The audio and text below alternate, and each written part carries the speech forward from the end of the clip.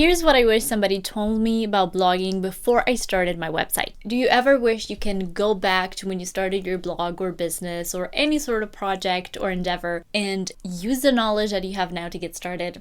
So do I. Hey there, bloggers and content creators, and welcome to a new video. Today's video is going to be a little bit different than what I usually do, and it's based on a blog post of mine that I never expected to do well, but it actually got quite a bit of attention. So this is a pretty old post on 7 things I wish I knew before I started blogging. And you can check it out in the comments below, but this video is an updated version of that because I've been blogging now for over 5 years and I wish I knew these things before I started my blog or when I was a newbie, because I would have gotten where I am today so much quicker if somebody just shook me and told me, pay attention to these things first. So if you're in that position and you're frustrated about the growth of your blog, or you just want to learn more about making money blogging, be sure to hit subscribe and check out my website, thesheapproach.com, where I share more free tips and advice on how to grow a blogging business. But without any further ado, here are 7 things I wish I knew before I started my first blog. The first thing I wish I knew is to start sooner rather than later.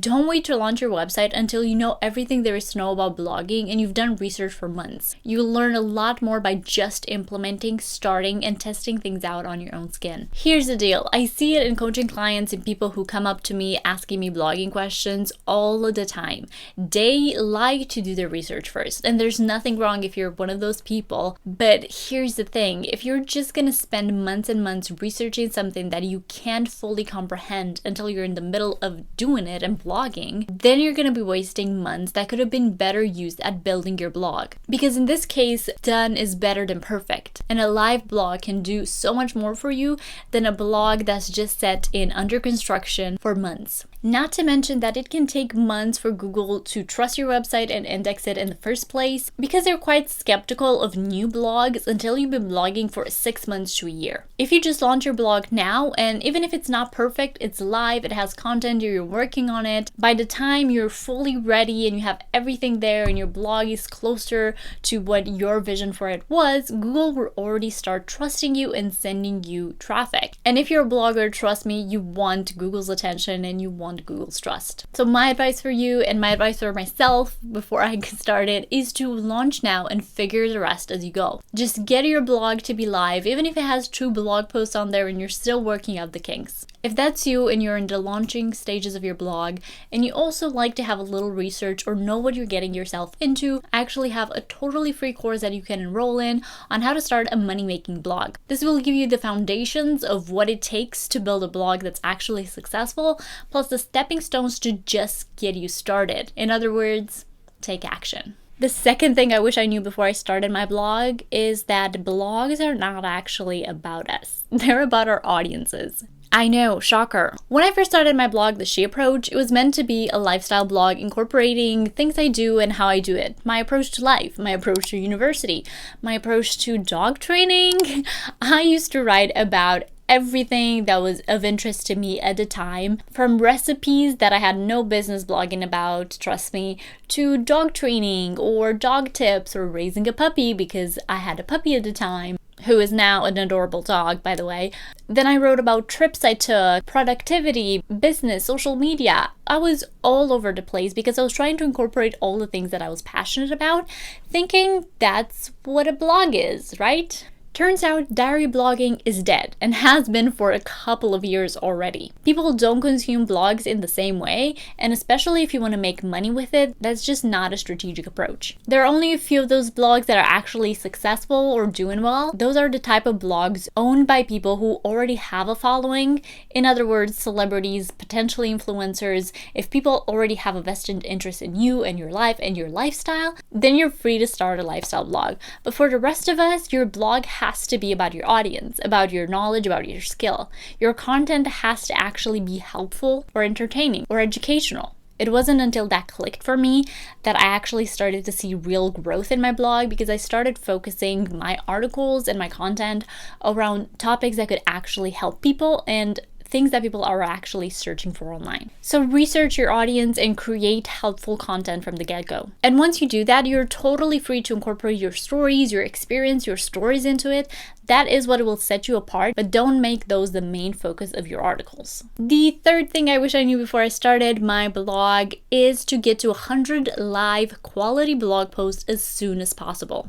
Speaking of valuable content, there's always been this debate on quantity versus quality in the blogging world. Should you write more blog posts but shorter, or just longer, fewer articles? My answer is it depends on the topic. There's not one size fits all in terms of content and even niches, but as a new blogger, you're looking to build that trust with Google, right? You're looking to build that foundational content to have on your website. And if your goal is to get organic traffic, and it should be because that's one of the best kind of traffic to get as a blogger, then you need to build that trust with Google and please them. Show them that you have enough experience and knowledge on a particular topic without being all over the map with your blogging content. Build that cluster of content around something specific, something that you want to stand out in and you want to be known for. And get to 100 high quality articles as soon as you can. Now, don't get me wrong, it might still take a year or longer to get there, and that's totally fine, but that should be one of your primary goals. It took me way longer than I like to admit to get there for my main blog, and that's because eventually I discarded of all these other blog posts that were just not useful to my goals. The fourth thing that I wish I knew before I started my blog is to go for the low-hanging fruit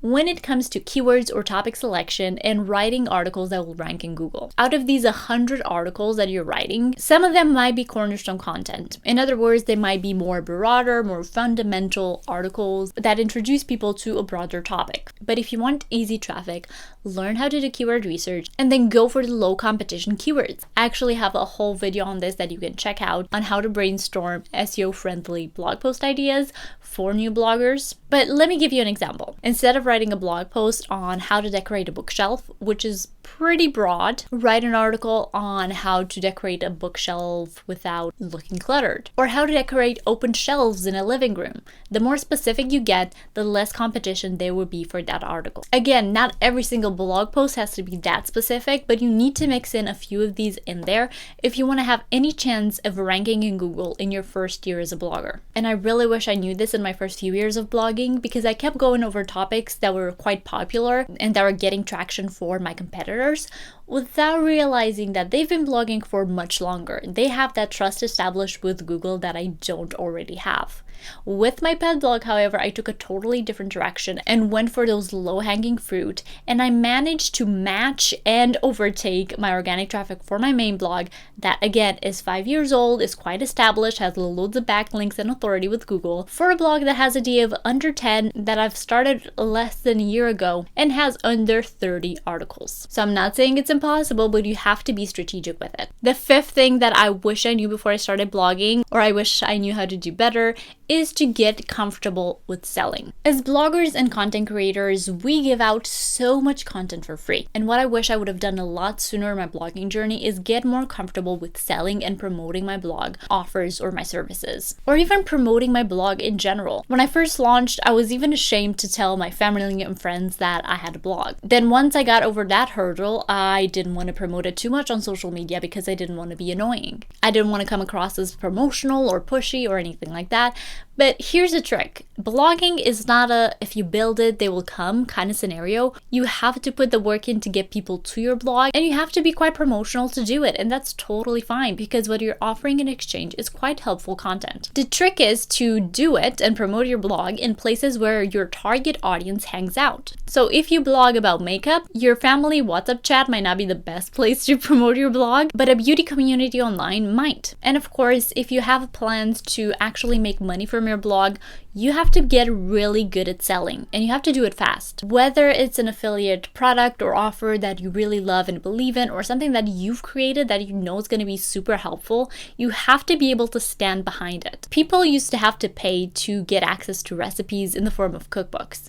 So if you're a food blogger sharing loads of free recipes, don't be afraid to actually promote your cookbook or your masterclass on cooking once that's created and out there. Believe in your product and what it can do for people, and always always promote it a little bit more than you think you should. The sixth thing that I wish I knew before I started a blogging business, and trust me, you'll want to hear this one, is to build systems. Running a blogging business or a business in general can consist of a lot of repetitive tasks. So besides the obviously creative part of it that you can really replicate, like writing a blog post, you can get things done a lot faster if you just have a system in place for that. So next time you find yourself working on your blog or business, sit down, take a note of it, and think, can any of it be streamlined? Then create templates, checklists, processes, or systems. For example, I've created a structure of a blog post, so I know exactly what needs to go into a blog post, so by the time I write it, I make sure I don't miss out on those essential key elements. Then I've created an affiliate disclosure because I know that's something I have to add in pretty much every single blog post.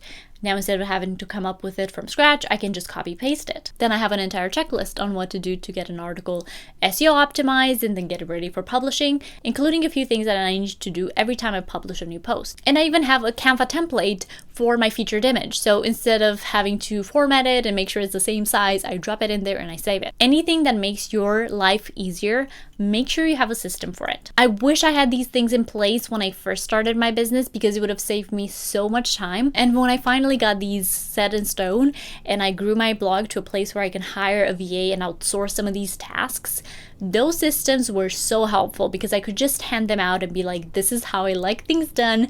Here's the process for it. So I highly recommend you set these up from the get-go, even if you're not a very organized person. And the last and seventh thing that I wish somebody told me before I started my blog is to start an email list and take it seriously. My email list now is one of the main ways that I make money blog. The connections that I have with my email list, I don't have on any other social media platform because those are not platforms meant to harbor those connections. I don't know if you've heard the theory of just build 1,000 true fans and you'll build a successful business, but an email list allows you to do that in a way that Instagram or Pinterest or any other social media platform just doesn't. You have a direct line of communication with your audience.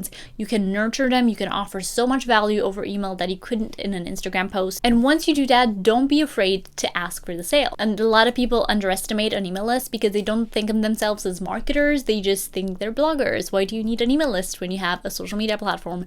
But trust me, it's the best investment ever that you can make for your blog and your blog growth because your most loyal fans will dictate how successful your blog is. And that is it. These are a few lessons that I had to learn on my own skin when it came to growing my own blogging business, and I see a lot of these reoccurring mistakes in new bloggers, so I thought it might be helpful in terms of navigating the blogging world and making the best decision possible on where to invest your time and money when starting a blog. As always, if you've learned something new or you just enjoyed this video, please be sure to give it a thumbs up and subscribe for more videos.